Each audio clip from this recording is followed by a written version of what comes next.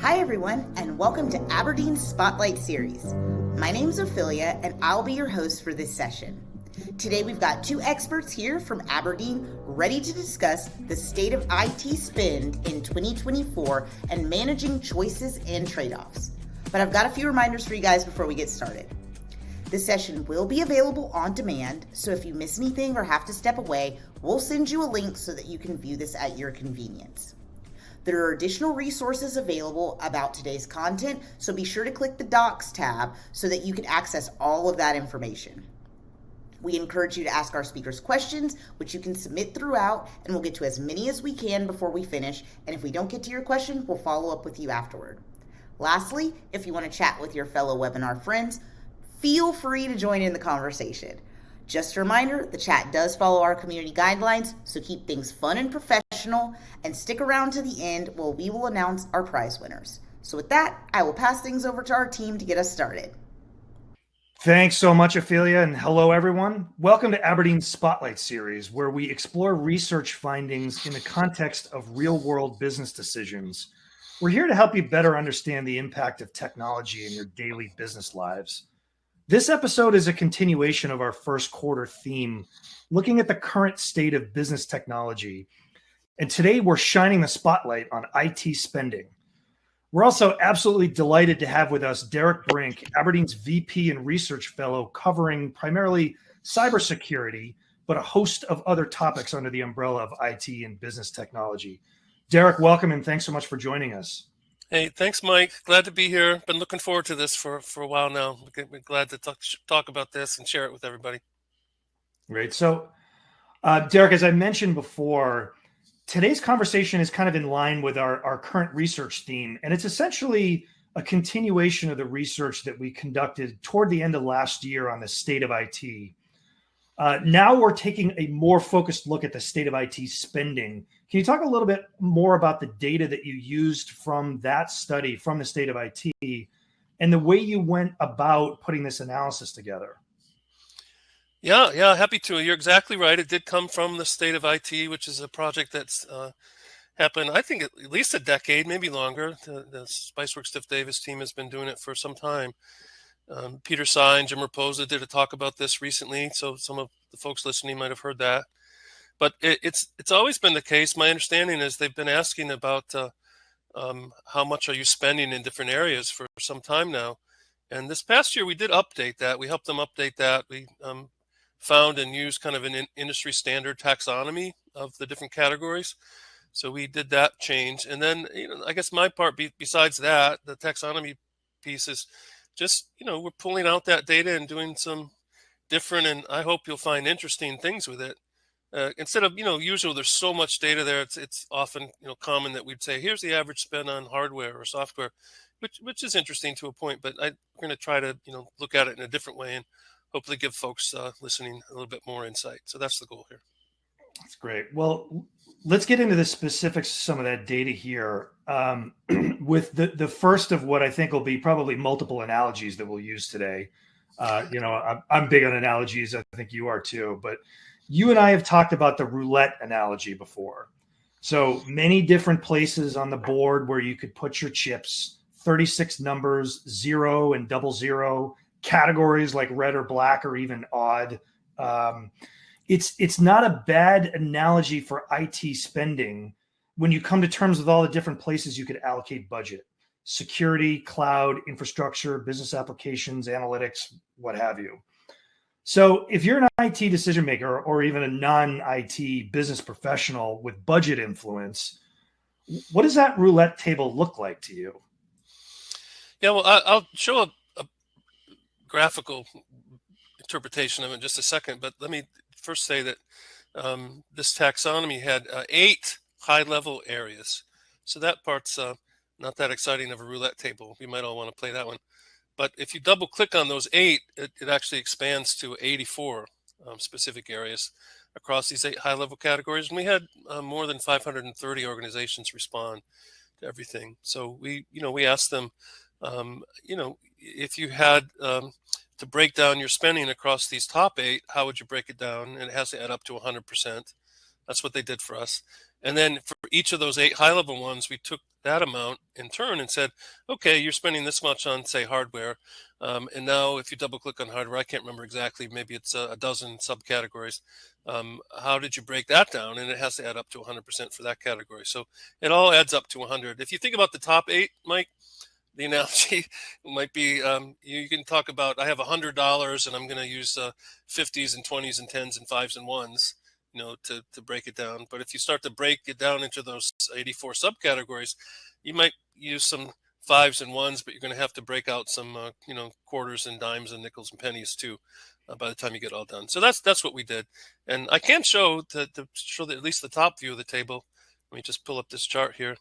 These are the 8 high-level categories. And also, just in terms of making sure everyone understands what they're looking at here, we're showing you in each one of these top 8 categories the range of responses. And we're showing you the range is in kind of the green bar.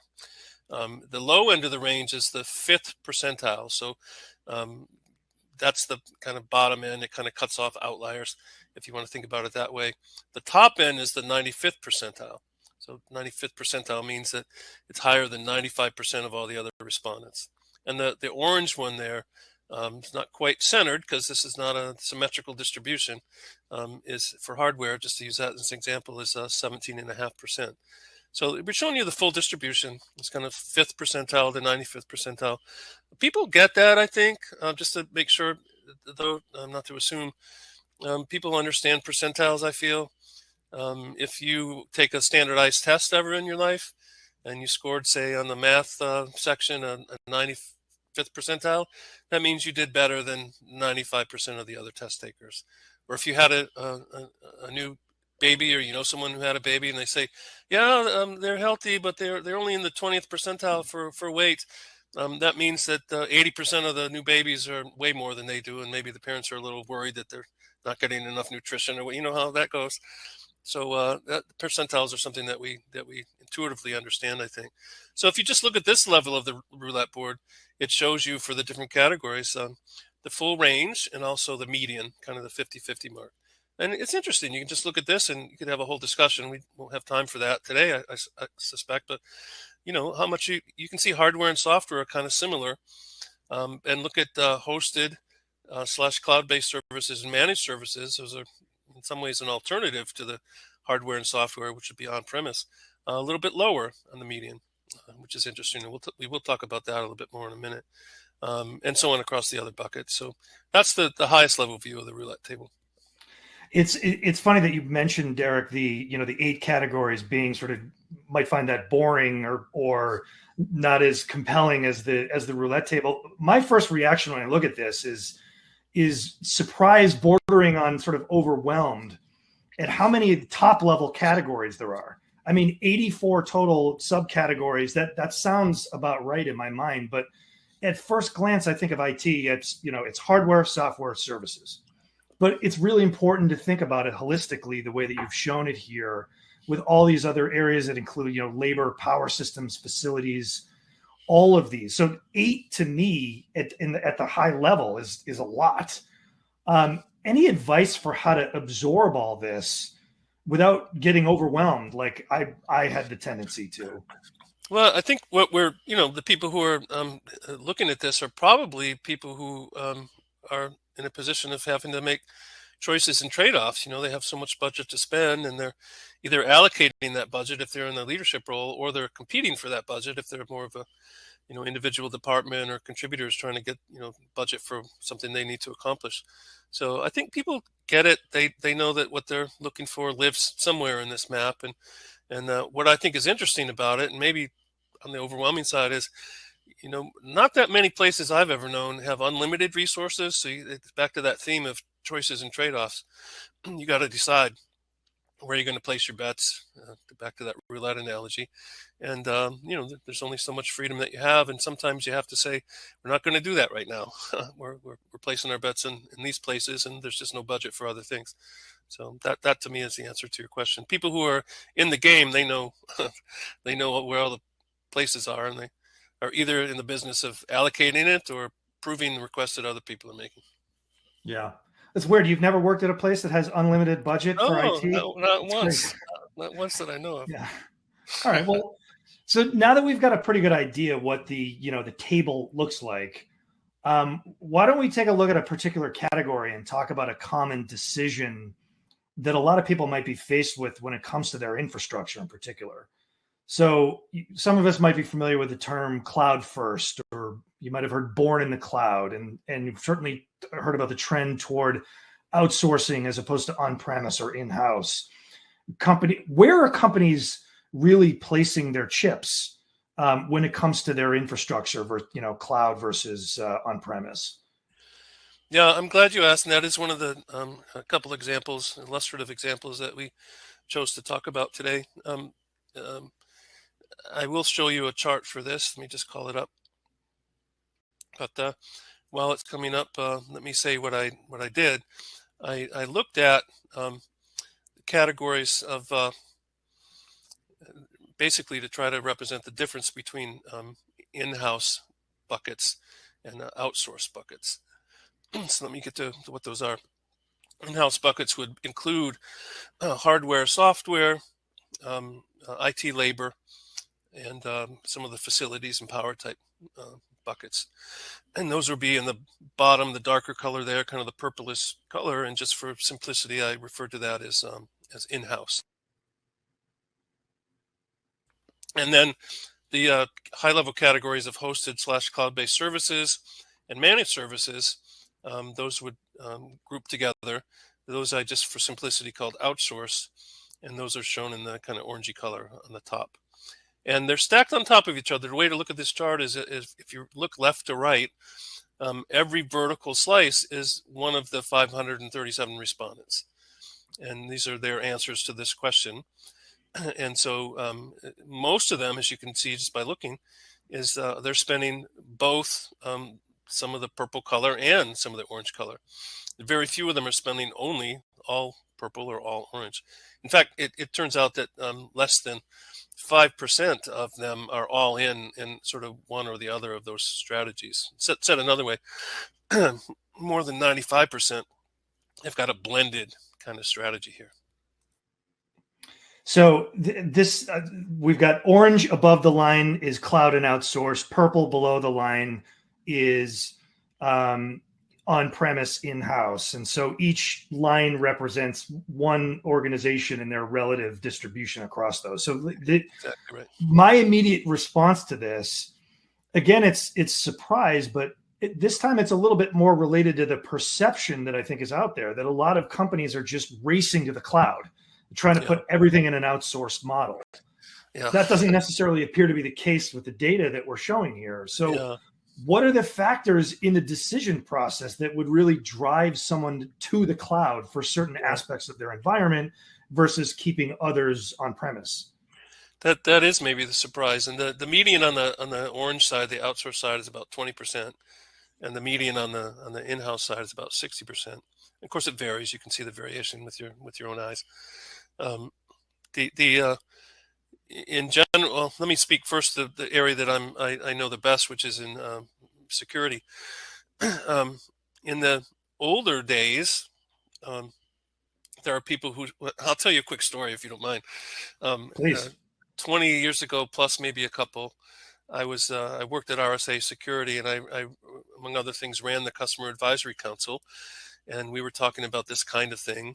And one of the members of the advisory council was, a Wall Street bank, and I remember the CISO of that bank almost kind of pounding the table. And I remember, watching the videos of Nikita Khrushchev from the Soviet Union pounding his shoe on the podium at the United Nations in the 1960s.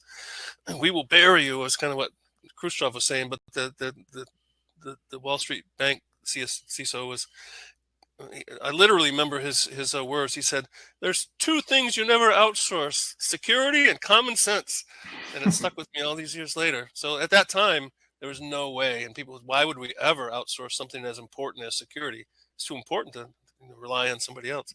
That has obviously changed today. One of the categories, as an example, one of the categories where a lot of people think outsourcing is a great way to go is a category called managed detection and response.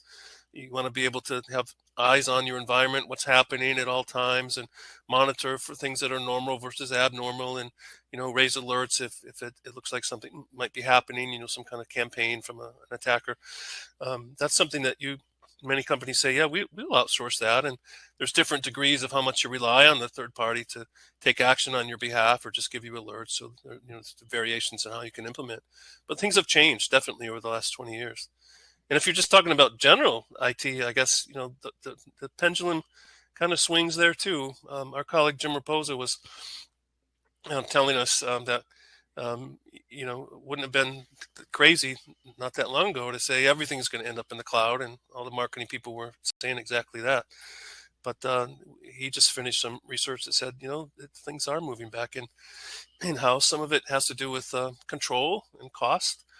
You can actually, for certain workloads, you can save money by just running them in-house and having more control over what happens, as opposed to being subject to the pricing models of the cloud providers, things like that. So, it's not all one or the other, but this is the snapshot in time of what the proportions are across this set of respondents. And, next year, if we did the same thing, it might shift a bit more.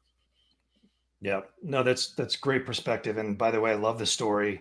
I think we're going to make it a rule from now on that any story must include at least one reference to Cold War era Soviet leadership. So I think that that ties in perfectly. Actually, you talked about security. Why don't we look at another sort of critical area of spending? And obviously, this is where your skill set lies, and the bulk of your knowledge is security. So, not one of the 8 high-level categories that you identified, but wow, is it top of mind for companies these days, and very much rightly so. So where does security sit in this model, and how much are companies allocating these days? Yeah, so this was obviously of interest to me professionally, and so it wasn't one of the top levels, but if you double click on those 8 high level categories, you'll find security as at least one of the subcategories. And so what I did was take all of those subcategories that are related to security as the numerator, if you will, and then I divided by the high level category, which is the computing infrastructure categories.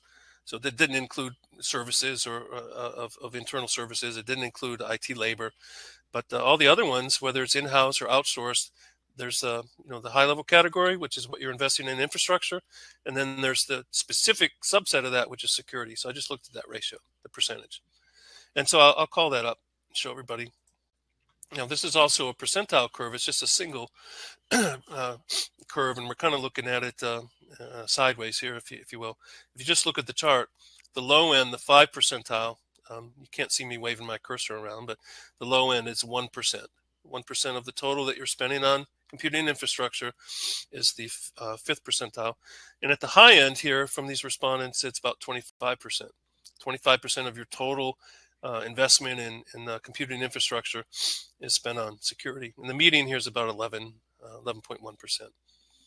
Now, so that's the full range of the distribution. There's no one right answer here. People invest in cybersecurity, for example, it's a business decision, really. It's a technical topic, obviously, but it's a business decision about how much risk you're willing to accept. Is a big factor in how much you're willing to spend on security. So, but this is a full range. And if you were, listening here, you could say, well, I wonder what we are. And if you happen to spend, 10%, then you're going to be slightly less than the median, for example. And so you can kind of see where you fall. It's kind of a benchmarking thing in the classic sense, and gives you a sense of where do you fall compared to others. Yeah. So it occurs to me looking at this that we never really touched on the topic of affordability. I mean, I think you did sort of at the beginning, but because we're actually all dealing with limited budgets and you can't spend it all on security, what is your sense, again, back to choices and trade-offs, is 11% enough of the software budget for most companies, or do you get the sense that they would say spend more if they could? This is every company will answer differently. There's appetite for risk. We talked about that, but also, if the classic security people would say, I want every penny I could possibly get. I'd spend all of my resources on security. And of course, the business would shut down. You couldn't have a business if you spent everything on security, right? You wouldn't be able to serve your customers and do all those things. So at the high end, that's obviously not going to work. But also, same at the other end, if you choose to spend nothing on cybersecurity, you're probably going to be out of business as well, because you're going to have some major hit to your availability, or you're going to have a major data breach, and you're not going to have customers in the business anyway either. So at the extreme ends of this curve are pretty unlikely, and so it's going to fall somewhere in the middle. It's this balancing act and trade-offs and choices. But an analogy that comes to my mind about affordability is, if you've ever applied for a mortgage, you know that the underwriters, they have these rules. I think last time I knew about this, it was 28%. 28% of your monthly income is the maximum that the underwriters will allow for your total housing costs. And so they have, ideas about how much people should be able to bear for their housing as a percentage of their income. And so that you can kind of think about this in that sense. How much can you afford? You might want to spend more because of your appetite for risk, but maybe you can't afford to do it right now. And so there's that part of the decision-making process too. It's really quite nuanced and complex. It gives you a new appreciation for making these decisions. It's not just, easy peasy, put your money down on Black 17 or whatever. A lot of thought that goes into it. Right. And good thing, to make a corny real estate joke, but good thing the rating agencies aren't involved in helping us decide how much to spend on security or not. We might be in trouble here with our data protection or identity management or what have you. So, Derek, just to sort of wrap up here, so we can get to the Q&A. I wanted to pose one sort of last question to you, or a thought, and I'll bring up the concept of, and I'm stealing a little bit from the accounting world here, the finance world, but there's fixed cost and then there's variable cost. You might think of it as built-in or unavoidable cost that every company needs versus discretionary spending with a real ROI goal attached to it. So this is obviously a pretty big topic, could probably be its own episode. But do you have any sort of high-level thoughts or advice on how companies should look at fixed IT costs versus variable or discretionary? I have a couple of things, and I think most people know this already. But if you're starting with just a blank sheet of paper every year, and maybe you're a startup, then you can lay your money pretty much anywhere on the board. But once you're a going concern, you don't have that flexibility anymore. You've already made investments in this system or that system.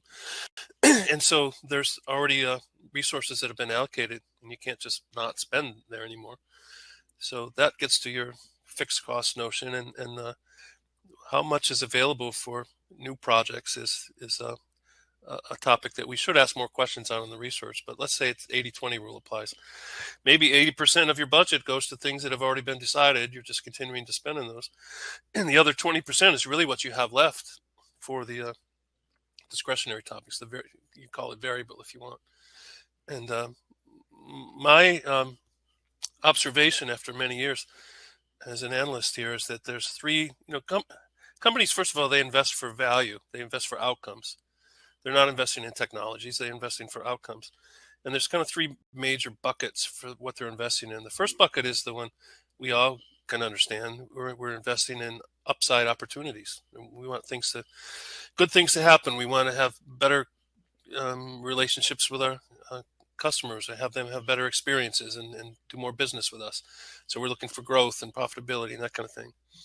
So upside opportunity is an easy one to think about. Another one is operational efficiency, which is just a fancy way of saying, I want to save time or money or be more productive. So it's a cost savings one. CFOs like that because I'm doing what I was doing anyway, but I'm spending less money to do it, maybe at higher scale, lower cost. And the third one is where security falls, usually, which is there's downside. There's risks that could happen. There's bad things that could happen. And we're willing to spend a little money to buy down that risk to a more acceptable level. So we're spending a little money now to offset the possibility that we could, lose a lot of money should something bad actually come to pass. and that's a cost avoidance thing, not the same as cost savings. Cost avoidance and cost savings are different. CFOs don't look at it in quite the same way. But yeah, these are all part of the different categories of how to spend that discretionary part. And it's I think what I try to focus on, Mike, as you well know, is I try to focus on helping people, quantify the benefits of all these, and if you put some math behind it. Otherwise, we're just kind of left to finger in the air and gut feel and intuition, which a lot of decisions are made that way. Let's be honest. Um, People make decisions like that all the time. But to the extent that we can help quantify those things, I think we're better off, and we can be good, trusted advisors and help make better informed business decisions about where to make these investments. So we try to do that in our research at Aberdeen. Yeah, for sure. That's super helpful, and it's IT spending is a zero sum game. If you're taking from one area, if you're adding to one area, you've got to be taken from another area, because there's a fixed, but there's a finite budget. So I think that just the framework that you laid out is super useful, just to sort of see, okay, where are the areas where that I know that I'm spending, and some of it is fixed, but there might be some low-hanging fruit opportunities in there to shift from the fixed to the discretionary, to try to go after some of those three things that you talked about: the investing for risk mitigation, or investing for maximizing the upside, and all of the things that we like to say that we invest in technology for. I think the framework to just look at it laid out like that is super useful there. So great conversation. Derek, thanks so much for joining.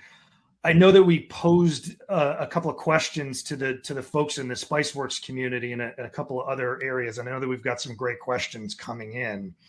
So why don't I go ahead and hand things back to Ophelia for just a few minutes of Q&A here.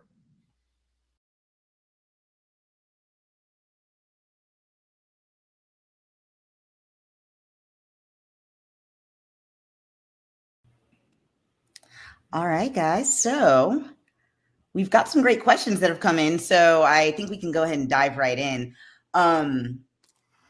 Lately, employee raises and training are the first things to get cut out if there's a budget shortfall. Is there a way to convince management that cutting in these areas is a risk to the company? Yeah, I'll take sort of a reframing of that first. Hopefully I can shape shift back into Paul Rudd here. There we go. Perfect. So we actually had a lot of questions from the community about this specifically. So we're having a dialogue about spending, right, and investing, and how to allocate budget for these areas. We had a lot of questions though about cost cutting specifically when it comes to people and people related activities, things like training and learning and development and things like that. So let's hit this one right off the bat, because it's sort of a difficult thing to talk about when you're talking about cost cutting and people. But Derek, you just gave us this great framework for looking at outcomes of investment based on your experiences and the data that you have. So you talked about upside maximization, you talked about operational efficiency, you talked about mitigating the downside. So what are your thoughts on how to best make a case for keeping our best people and for keeping investing in training and other people related IT spend? Yeah, first of all, Mike, I'm surprised no one said Tony Romo. I think it's much more Tony Romo than Paul Rudd, honestly. Heard that one too. Let's be honest. Yeah, I think if I'm understanding right, the question is maybe there's no discretionary budget. All the budget is in the fixed category that we were just talking about. And even that we have to trim. And so, we've probably all been in cost-cutting situations where, okay, we're going to put a little more scrutiny on travel, or that kind of thing. I guess that happens. But if we're trying to say keep our people, go back to those three buckets I was looking at. If we are investing in projects that are upside opportunities, then we need those people in order to make those projects happen. And so we want to attach ourselves always to the outcomes. I think the big lesson for me, if I can try to boil it down, is I think we get confused sometimes, or we're just not clear enough when we communicate to the senior people who have to make these tough allocation decisions, we talk about activities, but they buy outcomes.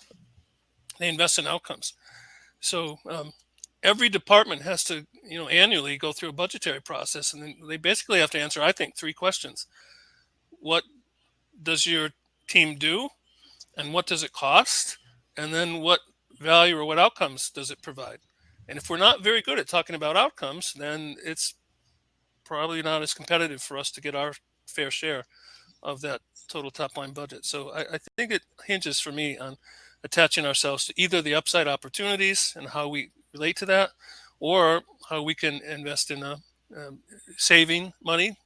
And sometimes those automation things free up resources to do better and more interesting and more valuable things, which is a great thing to have. And then, of course, we want to manage the risk as well. And again, sometimes we can manage risk, and at the same time, those solutions are going to free up the grunt work of our people and allow them to work on more interesting and valuable things. And also, it's more satisfying for them as well to work on those kind of things. So I don't know, I keep those 3 buckets in mind. And also, it's about, we need to translate better between activity and outcome. Yep.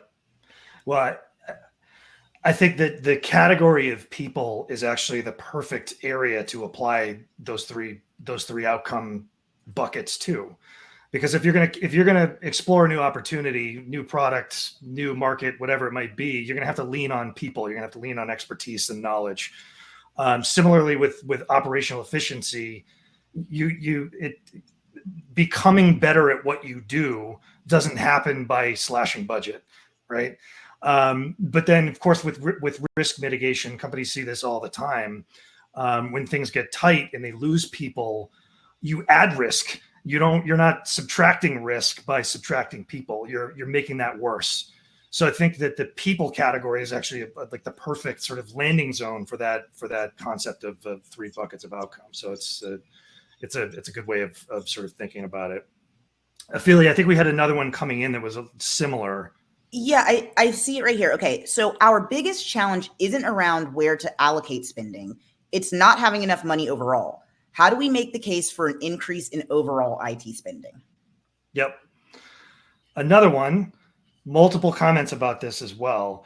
This is, when I was at Spice World, I had several conversations about this as well. So a common thing that we'll hear from folks is that IT within my organization is viewed as a cost center.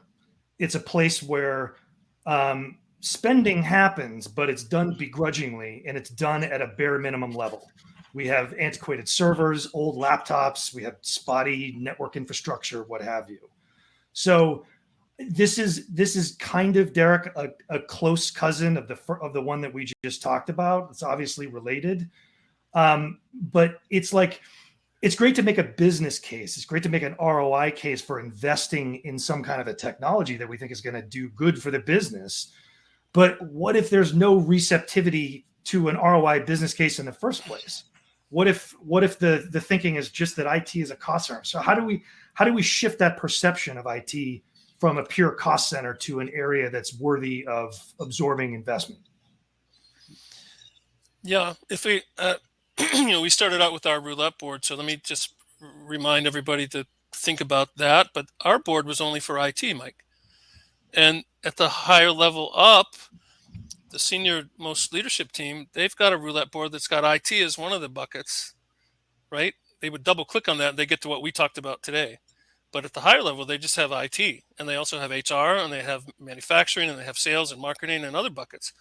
And they've got to allocate resources across those departments. Let's just call them departments for sake of conversation. So what we'd like, I guess this question started out, is it's not about taking the $100 that we're given and spreading it out. We can do that, okay. We'd like more than $100 is, I think, what I heard the question to say. We'd like $120. That is the question. Yeah. And I'm going to say the same answer. We can do a better job if we say, well, this is what we do with the resources that we have. These are the activities that we do, and we aren't able to tell them this is the outcome and value that you get, then I guess I wouldn't be all that surprised that we, don't end up with 120. Other people are going to who do a better job at articulating their value and their outcomes and the worth of their outcomes to the company, they're probably going to get their share of the resources. But it is a zero-sum game, like you said. We can't invent more resource than is available to the whole company. But if we can attach it to either upside opportunity, or we can invest to save money and keep doing the same things more efficiently, save costs. And sometimes we've got to deal with risk, whether we like it or not. We're going to have to spend money to avoid catastrophic outcomes. We'll get our share. And if I just don't buy, honestly, if I don't buy that they say we don't see the value of IT, I can't think of I'm sure nobody's going to raise that question if they don't feel it's true. But boy, that's a sad situation. IT is the engine for so much of our businesses today. I find it shocking, actually, if that's truly the case. I don't know what else to say. I feel bad, but I don't know if you can help save me on that one, Mike. But that's a tough one.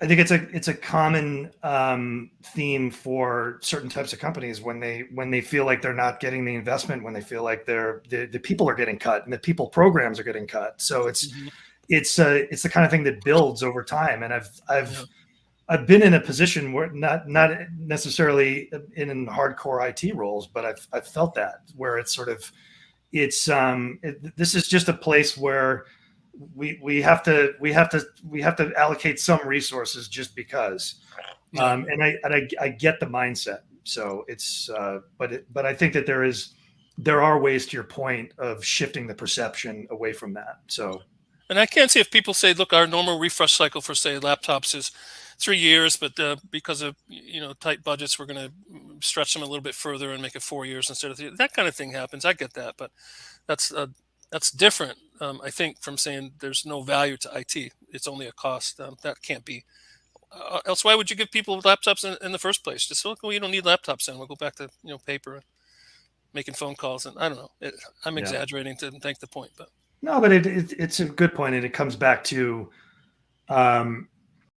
demonstrating the value based on the outcomes, as we talked about, based on all the different ways we can build those outcomes. Sorry, I feel you. I was going to say that perfectly sets us up for this question that I see here, where we're talking about the value and demonstrating that. So it looks like there's a pretty big range in spending across a lot of those categories. Do you have a sense for why tech spending varies so much between companies? Yeah. I mean, Mike, do you want to tackle this first? I mean, you look across all the research areas. I just focus on a couple, but. Well, it's I hate to give the wishy-washy "it depends" answer, because that's you look at different industries and different regulations that govern those industries, and the mandates for security and data protection and privacy and all of those different things. So there's a number of different factors that play into it beyond just the obvious one, which is company size, but depending on the industry, depending on the type of role that someone's in, those things can vary pretty drastically. With all of the research that we gather, we have the ability to slice things and look at different subsets. So we can look at small businesses, and as a percentage, as a company is growing, they're not going to have the same server architecture as $1 billion company. Same thing goes for other aspects of infrastructure and services, for example. IT services don't necessarily come into play, in the mid range, because when you're small, you need them to get started. When you're big, you've got an unwieldy environment that needs support from a lot of different departments. So a lot of things sort of factor into that. We haven't. There's kind of an unlimited number of permutations of different analyses that we could do on that, and we haven't done all of them. But what are your thoughts on that, Derek, in terms of the variability as you went through this? I almost hesitate to bring up this example because you made fun of me last time for Nikita Khrushchev. No, I never make fun of you.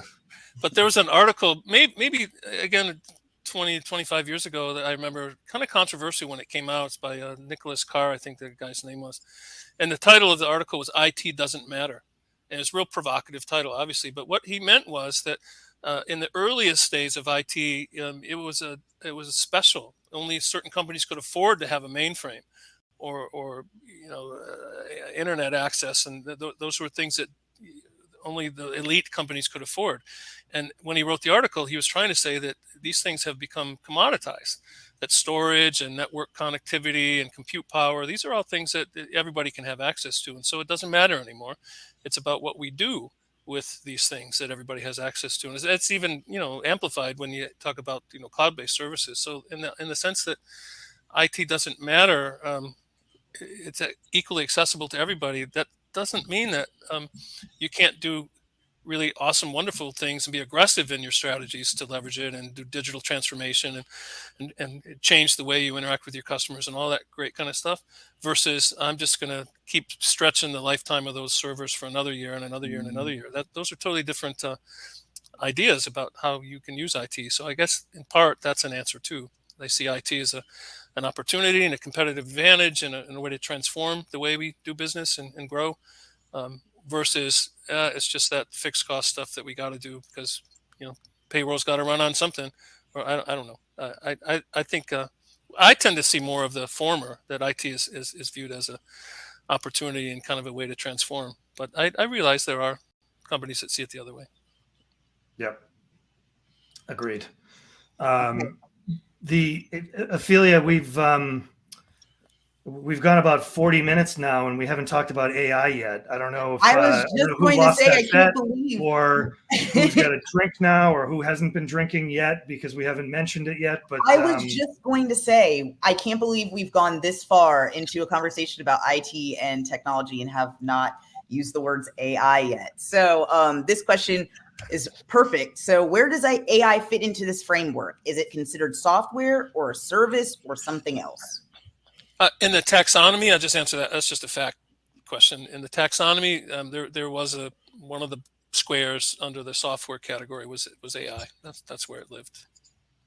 Yeah. Well, so one of the things that I'm actually kind of curious about, and we've delved into this. We had a dedicated AI study from last fall that we talked about also at Spice World, but there's obviously an argument to be made that AI fits into multiple of these sort of high level categories. Particularly, there's software, there's infrastructure to support AI and all that potential compute power, for those that have actually really sophisticated applications of it. But I've just in terms of your opinion, Derek, which of these spending categories do you see if you could look in your crystal ball, where do you see the most opportunity for AI? Is it in labor and skill sets? Is it in the infrastructure to support the computing power needed? Is it in the actual software itself? What do you think are the biggest areas where AI investment is going to take shape?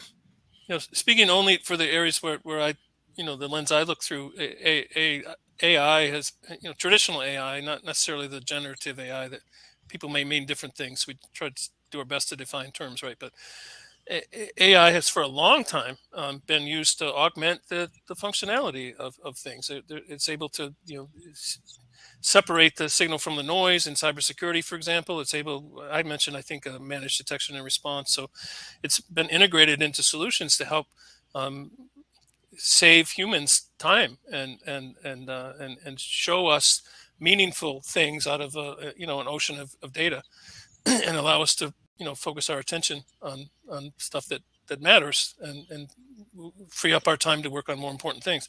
That's been the case for a long time, 10 years at least, I would say, in many different categories. I think I wrote a 6-blog series about different categories where AI has played that role. So in that sense, it's really helped the skills shortage. We don't have enough people in cybersecurity. There's open recs, generally speaking, that can't be filled. We just don't have the skills. So AI has been helping with that. AI has been helping to solve we want to retain our best people. And, again, we mentioned this before, but just frees up some of the drudge work and lets us work on more interesting and valuable things. So that's where it's been in sort of the lens I look through.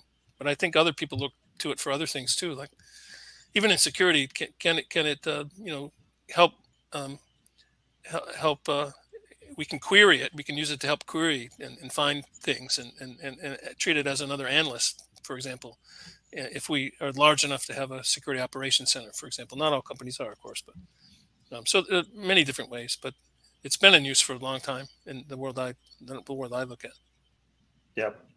Personally, I think that there's going to be huge investment in education and training and skill building around how to actually leverage it. I've heard, I'm not the first one this has been said 1,000 times already, but some version of, don't worry about your job being taken by AI. It's going to be, you might have to worry about your job being taken by someone that knows how to use AI better than you do.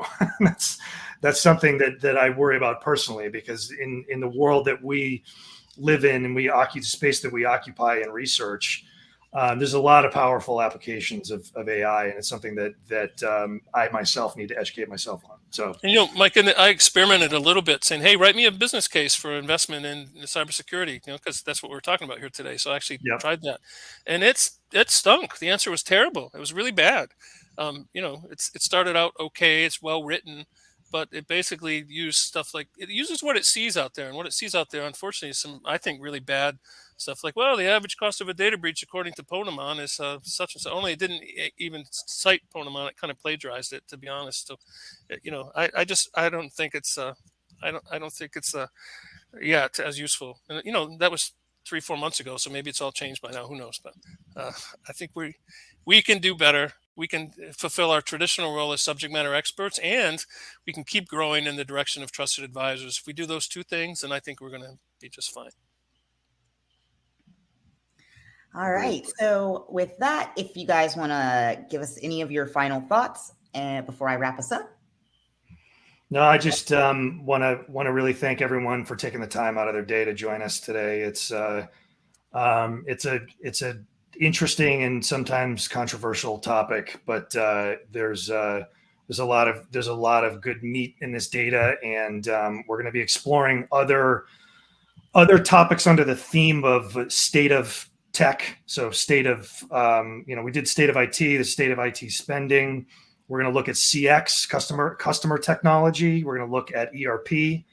And then as we get into Q2, we're going to be looking at future of work. So you might have seen a post in the community about which topics under the umbrella of future of work do you find the most interesting.